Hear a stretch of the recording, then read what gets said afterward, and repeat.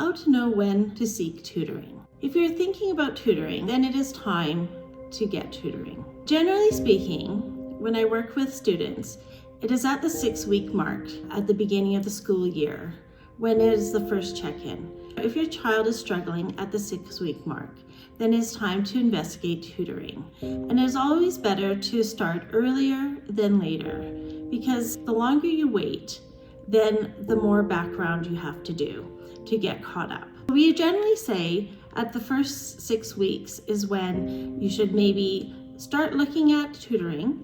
Then at the first parent-teacher conference, if they're still struggling going on, then you should probably seek out tutoring. Often the school will say the skills will come, or to wait a little bit longer. And this is usually for elementary and junior high because it's not semestered. Our rule of thumb is that if you're struggling already, the skills won't come because you're missing the foundational skills. And it is best to get tutoring at this point. Some parents wait until January to give sort of that 6 months waiting period to see if skills will be caught up. And you can do that, but you also have to look at how much of the school year is left and if there is time to catch up. In high school, it's different because it's semestered. Again, the 6-week mark is my rule of thumb. If your child is struggling and it's 6 weeks into the semester, it's time to get help now. And it's not time to wait until just before final exams.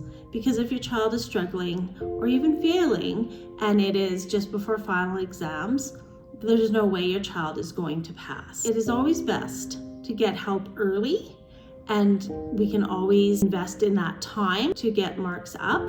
It is always harder to get marks up in time to pass a semester or to pass the school year when we leave it to the last minute to get help. So always remember to start early.